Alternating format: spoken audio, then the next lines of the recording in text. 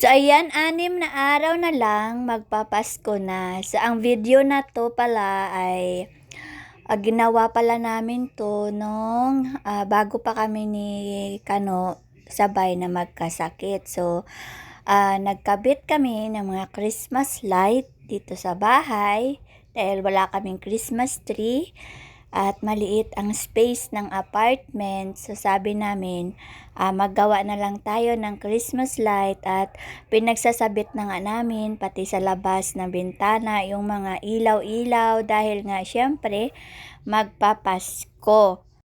Kadalasan nga ng aming mga decoration dito ay ang decoration din namin last year. So, tinatabi ko yan at nililinis ko siya after ng Christmas season at nilalagay ko siya ulit sa mga boxes na pinanggalingan nila para next year magagamit ko siya ulit. So, baka isipin nyo, puro bago talaga yung aking Christmas light, pero hindi. So, pinaglumaan lang namin yan last year. So, ito yung mga oras na tinatry kong ilagay ang Christmas light sa pader nang hindi ako gumamit ng clip. So, ginamitan ko lang siya muna ng scotch tape at glue stick para kumbaga makikita ko lang yung aura kasi nga kulang-kulang pa yung gamit namin dahil nga bored lang kami pareho kaya sabi namin maglagay na tayo ng mga Christmas lights kasi nga magpapasko na rin naman. So, nang gabi na yan, pinailaw namin ang Christmas light at syempre, tuwang-tuwa naman si Kano sa pinagagawa namin kaninang umaga. Kaso lang kung napapansin nyo, pabalik yung Christmas light namin at kung dito sa hagdan ay hindi pa siya talaga tapos dahil hindi ko nga alam kung paano ko talaga siya i-decorate dahil nga iniisip ko kasi yung aso namin baka abutin yung ilaw kaya sabi ko hanggang dyan lang muna tsaka nga wala kami yung pang-clip pa na maganda siya tingnan. So, yan ang nangyari. So, ang gulo-gulo talaga niyan.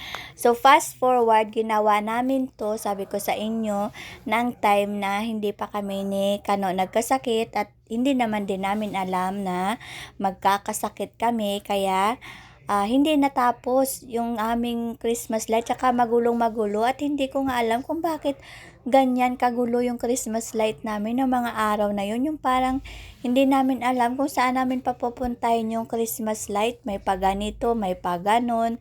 Basta lang namin pinagsasabit dyan.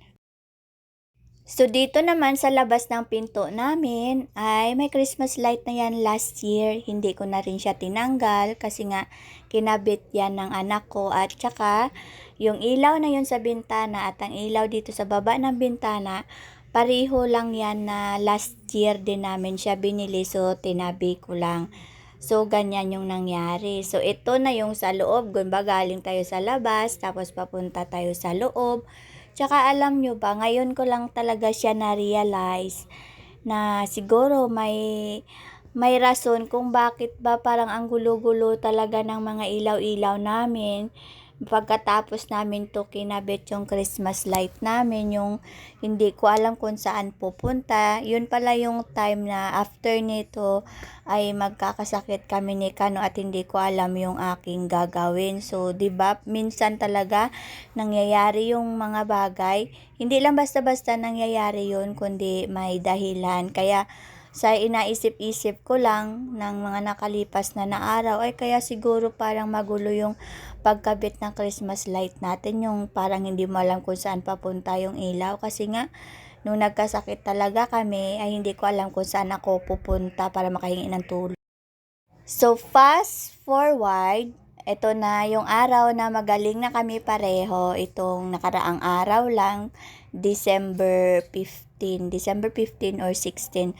So, nakabili na ako niya ng pang-clip ko sa Christmas light at pinagbabaklas ko nga yung Christmas light doon sa mga lugar na mga nakapulunpun siya at nagpunas na rin ako ng wall habang kinakabit ko nga itong Christmas light. So, syempre, hindi ako makakabit nito pag mga alas 9 na ng umaga pasado kasi nga syempre nakauwi na yung anak ko galing trabaho at hindi ako pwede magmartilyo dahil syempre natutulog sila. So, nang time na to, tamang-tama naman na tanghali na dumating yung anak ko galing trabaho, siguro mga 12:00 na yon dahil mayroon silang caroling. So, December 16 nga ito. Kasi nga, after neto, hindi, December 15 to kasi nga, ito yung araw na mayroon kaming Christmas party doon sa Greenwood sa kabilang group. So, after neto, around 12, dumating nga yung anak ko, tapos wala pa siyang tulog, ako din.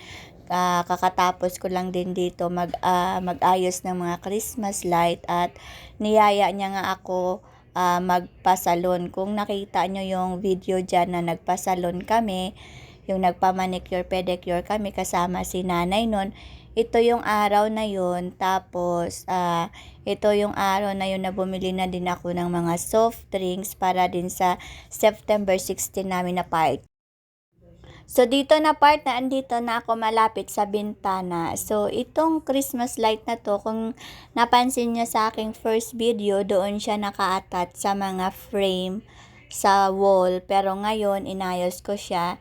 In-straight ko siya kasi nga ang bala ko ipagdugtunguin lahat ng ilaw. Kaso nga lang, hindi siya umabot. So, titingnan nyo din yung kalalabasan nito mamaya. Kasi diba dati buhol-buhol doon banda sa kusina.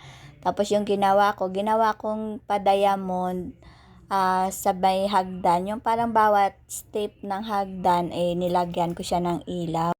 Wow. So, ito na ngayon ang aming Christmas light. So, diba, naka-organize na siya. Hindi na siya nakalaylay dyan sa mga frame. So, ang ginawa ko ay dinerecho ko siya mula doon hanggang dito. Tapos, mula naman dito, may pababa dyan. So, ayan nga. Kaso lang, ayaw ng aso ko ni Karina yung may ilaw-ilaw. So, kung nakikita nyo yung sa hagdan, ito yung ginawa ko. So, yung dating buhol-buhol doon sa ilalim ng hagdan, ginawa kong ganyan. At syempre, mas maaliwalas na siya ngayong tingnan at kahit naman dito sa labas, nandiyan pa rin yung Christmas light. So, ayan. So, 'di ba? Parang na-realize ko lang talaga na minsan talaga sa mga ginagawa nating mga dekorasyon sa bahay natin, parang nakakonekto ng pwedeng mangyari sa buhay natin. Baga kung magulo yung bahay nyo, parang magulo yung isip mo. Pag magulo yung decoration mo, parang magulo rin kayo sa bahay. So, 'di ba, mas maganda na siya ngayong tingnan kaysa sa una namin na nilagay ni Jerry. Kaya sabi ko ay kaya pala ganun. Kaya nga kayo kapag ito lang based lang to sa experience ko talaga. At syempre ngayon ko lang din naman na-realize pagkatapos nung nangyari sa amin. So, wala naman talagang may alam. So, 'di ba nga lahat ng mga nangyayari talaga mga biglaan. So, ayan nga si Karina, ayaw niya talaga ng may tugtog. So, umiiyak nga yan siya at doon siya sa taas, pabalik-balik siya dito, tapos nakatingin siya dyan sa Christmas light, at then parang nakatingin talaga siya sa Christmas light, nang ibig sabihin niya ay wag ko na lang pakantahin or pinapa-off niya sa akin yung Christmas light. Kaya sabi ko sa kanya, bakit ayaw mo ng Pasko? Gusto ko ng Pasko.